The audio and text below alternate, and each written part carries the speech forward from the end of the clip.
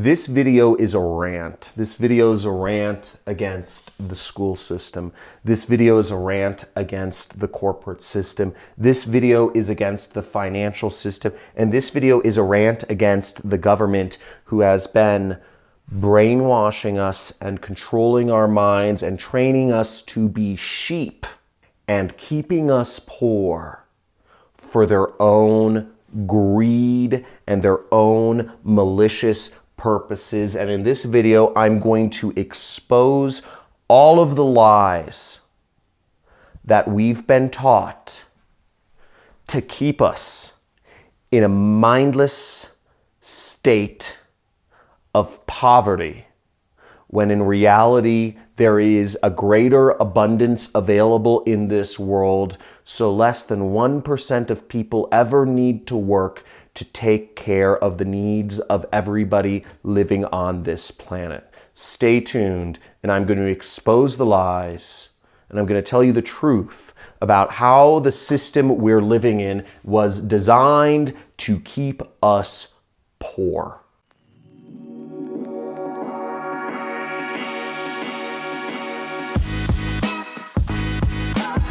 Go to school, get a job, get a bunch of mortgage debt, and die. Okay, this is the path that we are taught our entire lives. At least us growing up in America, we're taught to go to school, get good grades so you can get a job and you can get into more debt and you can get the rest of your life taken away from you, working for things you don't need, when really everything we need is around us. Our family, our friends, our animals, our land, everything. Everything's been a lie. And I'm going to start with the school system. That's right. Everyone who's been suckered into this lie called the education system. Compulsory education is a lie. And it's a lie because this is an institution that we survived without it for thousands of years, and we got along just fine. We got along just happily. But compulsory education was a system invented by the Nazis. To be specific, it was invented by the Prussians after they lost to Napoleon in the War of 1812 or something like that. But the fact remains that it was invented by the Prussians, who became the Nazis, to brainwash their diverse set of states that all had different dialects of the same language. They all had slightly different beliefs and allegiances. And to combine all these disparate states together with different dialects to make them speak the same dialect of their language, to work together, to become a war machine, to take over the world, to take over Europe and take over the world, they invented compulsory education and turned Austria-Hungary into Germany, created a single language to unify their people, to not question authority, and to march off and lead the biggest death massacres that have ever happened in the history of the world. Now, when you brainwash an entire population, bad things happen. But there need to be voices. There are voices telling you today that this can be stopped, and we are not in an industrial era society anymore. We are not a society which requires neat little rows of desks in neat little lines, all learning the same freaking history determined by a man up in Washington, D.C., checkmarked off, stamped down so that we're all the same. We're not a neat little rows of society. For our country to grow forward, we need self-education. We need innovation. We need free-thinking minds, not mind-numbed, brainwashed, neat little rows of people that are brainwashed and told not to think for themselves. Sit down. Don't ask too many questions. Don't speak out of turn. All these different things. Stay in your line, etc. We need a system of self-education. And the school system we have, which is taught by people, by professors who haven't even practiced what they preached. You can find more successful marketers and salespeople teaching marketing and sales on YouTube than you can in colleges. In fact, universities won't even teach sales. Universities will not teach you sales, which is one of the #1 jobs in all of the world, is making commercial transactions. Yet a college won't teach it because, as some other college officials have said, we don't teach money. We don't teach people how to make money. That's not our job. Yet the lie that going to college creates bigger incomes is espoused to so many people. What? But you may think to yourself, but I've been told all along that people who go to college end up making more money over their lifetime, over $1 million more. This same line has been marketed down and shoved down people's throats since the 70s as a reason to go to college. But the thing they don't tell you is that correlation is not causation. Just because people who go to college make more money doesn't mean that it was college that made them more money. But what else could it be?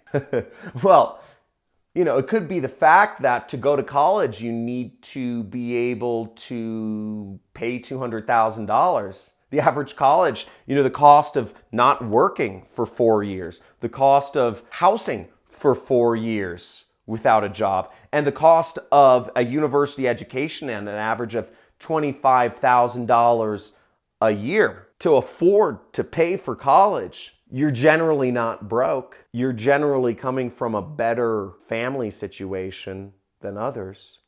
You're generally coming from a higher earning potential than others. So are you saying that the correlation between making more money means coming from better families, John? Yeah, there's a direct correlation between how rich your family was and how much money you make.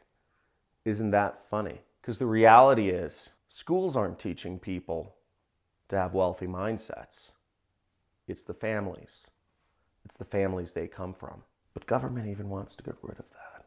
Now, what about jobs, right? Corporate system. It's there to help you, right? What they don't tell you is that corporations are entities. They're classified as living beings in the law of the United States of America. I'm going to throw out a zinger here, and it's true, but people don't think about it. Artificial intelligence is already here. Artificial intelligence are sentient constructs that act on their own will and have different motives than us humans. And corporations, which create which we rely on for jobs, salaried jobs, putting hourly wages on us, making us all numbers, right? We're all numbers.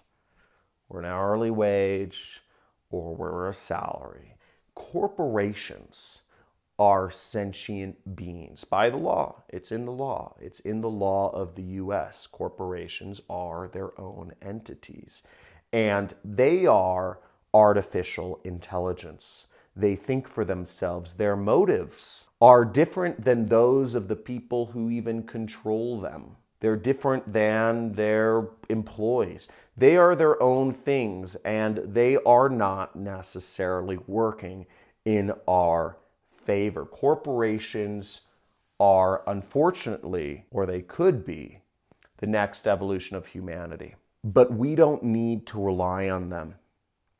And what we have to understand is, while you may enjoy your gym membership or your pithy 401k that your corporation gives you, or your salary, or the other different types of things that your job does, corporations are not out to help you. In fact, corporations are actively seeking as hard as possible to get rid of the people that work for them. You're not their friend, and if you believe that you're going to become rich through working for a job, then you are sadly misinformed.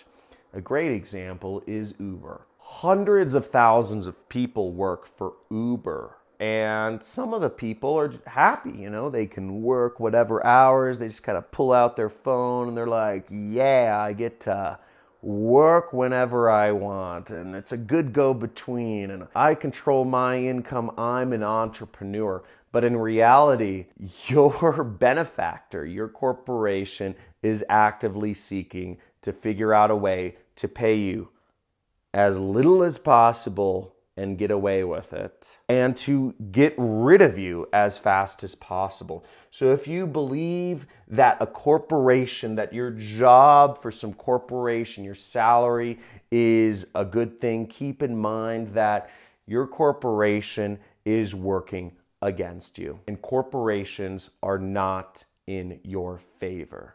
The only way you can actually break free is you work for yourself. I work for myself because I want to live life. I want to enjoy life on human terms. I want to enjoy life with the things that I believe humans are meant to have, which is nature and family and friends. I've been able to experience my life, spend time with my dog, my cats, my family, traveling to Dubai, going to butterfly gardens, my brother, hiking in some of the most beautiful remote areas in the world, and enjoying weddings and whatnot. Spending time with those close to me is how I believe humans have always lived life, and I believe how we're meant to live life. While some people may be idealist and say, no, you gotta hustle, man, you gotta break through the stress. We have one life on this earth. We've been gifted it. We've been gifted a life on this earth. And if we live our lives trying to satisfy the whims of overlords, corporate overlords that are actively trying to get rid of us each day, then we are not living our lives the way we were meant to live our lives. I can't believe this. Now, everybody's broke, okay? Everybody's broke. You look at where everyone's money is, and nobody has any money. It's in debt.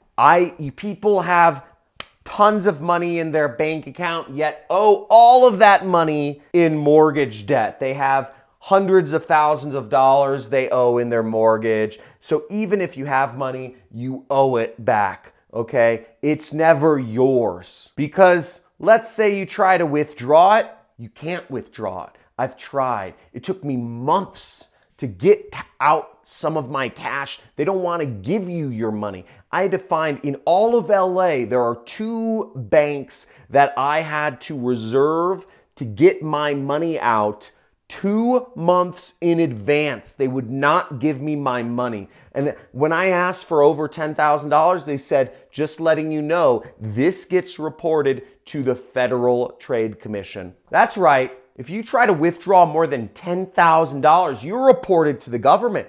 You're reported to Washington, D.C. Why? You're not meant to have your money.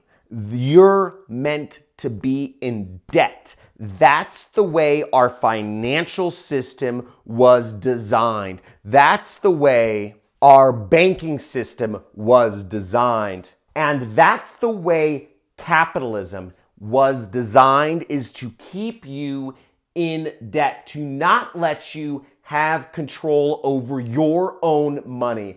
And you can do something about it. I'm wearing the t-shirt. And last but not least is the government. Now, some people would say, America, we're the freest country in the world, man. Now, you've been hearing Trump lately talk about the fake news media. You think he's just talking about like CNN and ABC and NBC, right, man? Nah. What else is he talking about? He's saying Trump thinks Fox News or maybe the New York Times and some of the news magazines? He's talking about them too, right? Nah. So, who else is he referring to? It's way worse than you think. It's Facebook. It's Instagram. It's Google. It's Twitter. And it's YouTube. I don't believe that. I can post anything I want. Anybody can post anything they want, right? Yeah, mostly. And those are all private companies. They're not controlled by the government. There's dudes like, the Google guys and, Mark Zuckerberg. They're all different individual people. They run them. They're their own people. Lots of them are not even Republicans. They're Democrats. They don't work for the government. It's very nuanced.